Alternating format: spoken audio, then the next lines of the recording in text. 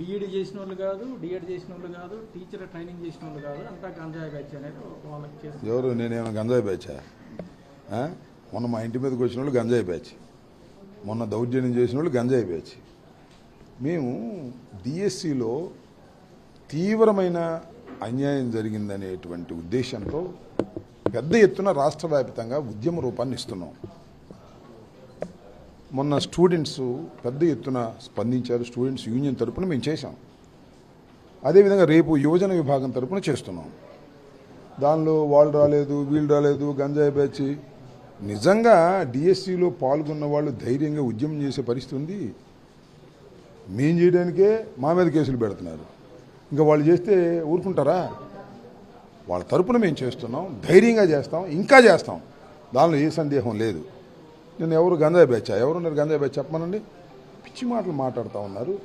నిన్న కేసు పెట్టమని కూడా ఇచ్చారు. మా మీద కేసు పెట్టమని పెట్టారో లేదో మాకు తెలీదు. పెట్టారా? కంప్లైంట్ అయితే ఇచ్చారు. తెలుగుదేశం వాళ్ళు వెళ్ళి కంప్లైంట్ ఇచ్చారు. ఇచ్చి ఏం కంప్లైంట్ నాకు అర్థంగా, పిచ్చి కంప్లైంట్ కాదు. ఇన్ని కంప్లైంట్ ఇచ్చుకుంటారా మా మీద? ఇన్ని కేసులు పెట్టుకుంటారా మా మీద? ప్రజాస్వామ్య పద్ధతుల్లో మేమేం చేసాం? అక్కడ అంబేద్కర్ స్టాచ్యూ దగ్గరికి వెళ్ళి దండ వేసి ఈ డిఎస్సిలో జరిగిన మోసాలను మీ ద్వారా ప్రజలకు చేర్చేటటువంటి పరిస్థితి చేశాం. దానికి వెళ్ళి కేసు పెట్టి మమ్మల్ని లోపలేయాలని పోయే కాలం వచ్చింది. ఇందుకు మించి ఏమీ లేదు. డిఎస్సి అంత బూటకం. చాలా డిఎస్సిలో జాబులు అమ్ముకున్నారు. లోకేష్ అమ్ముకున్నాడు. నేను అడుగుతా ఉన్నా చెప్పమని. లోకేష్ ఎందుకు ప్రెస్ మీట్ పెట్టలేదు? ఇవాళ విద్యాశాఖ కార్యదర్శి ఎందుకు పెట్టాడు?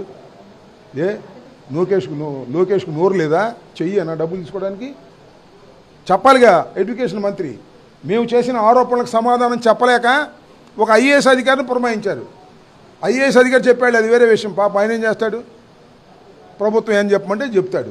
అన్ని అబద్ధాలు చెప్పాడు, అది వేరే అంశం. అసలు లోకేష్ ఎందుకు ప్రెస్ మీట్కి రాలేదు? లోకేష్ ఎందుకు డిఎస్సి మీద మేము చేసిన ఆరోపణలకు సమాధానం ఎందుకు చెప్పడం లేదు? ఏ నోరు లేదా లోకేష్కి? నేను అడుగుతా ఉన్నా. లోకేషే ప్రెస్ మీదకి వచ్చి చెప్పేటటువంటి ధైర్యం లేదంటే ఎంత అవకతవకలు జరిగాయో అర్థం చేసుకోమని ఈ సందర్భంగా చెబుతున్నాం. ఈ అవకతవకల మీద నిజంగా జరగకపోతే సిబిఐ ఎంక్వైరీ వేయమనండి. సిబిఐ ఎంక్వైరీ వేసి విచారణ చేసి మీ దుంపలు లేక కల్తీ గెలిచిందని లడ్డూ మీద సిబిఐ ఎంక్వైరీ చేశారు. మీ దుంప లేక సిట్ టు స్టాండ్ అని.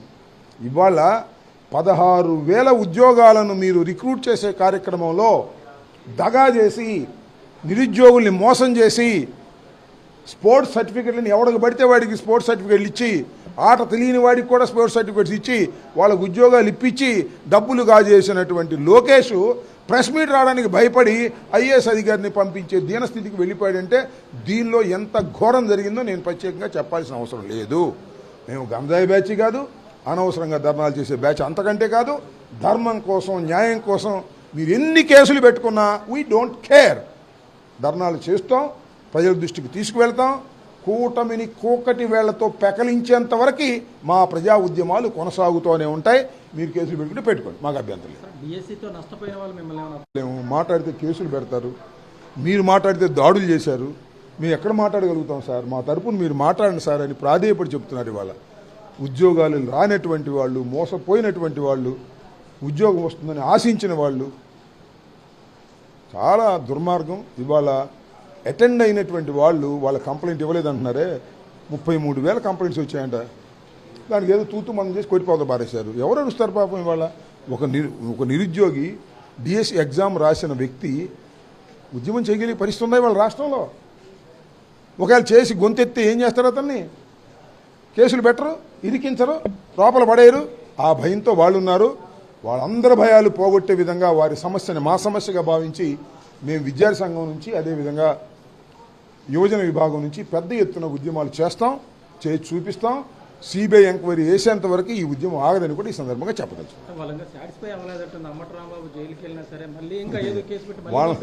వాళ్ళని సాటిస్ఫై చేయటం ఎవరి వల్ల కాదు. ఎన్నిసార్లు పంపించినా వెళ్ళడానికి నేను సిద్ధంగా ఉన్నాను. వాళ్ళు సాటిస్ఫై అవ్వడానికి సిద్ధంగా ఉన్నారో నాకు తెలియదు. ఎన్నిసార్లు జైలుకి పంపించినా వెళతా, దానిలో ఏమి సందేహం లేదు. జైల్లోనే ఉండమంటే ఉంటా, నాకేం అభ్యంతరం లేదు. మీరు కేసులు పెట్టుకుంటే నేను లెక్క చేయను. నా ఉద్యమం ఆగదు, నా గొంతు తగ్గదు.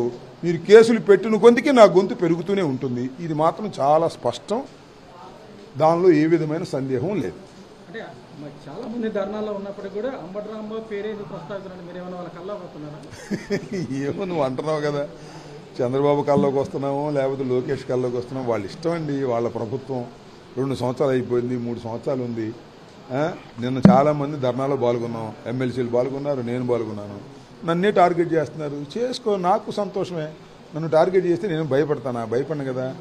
తెలుస్తూ ఉంటుంది నడవ నుండి ఈ జీవన గమనం, రాజకీయ జీవన గమనం సాగుతూనే ఉంటుంది, చచ్చేంతవరకు సాగుతూనే ఉంటుంది. దేనికి భయపడే ప్రశ్నే లేదు.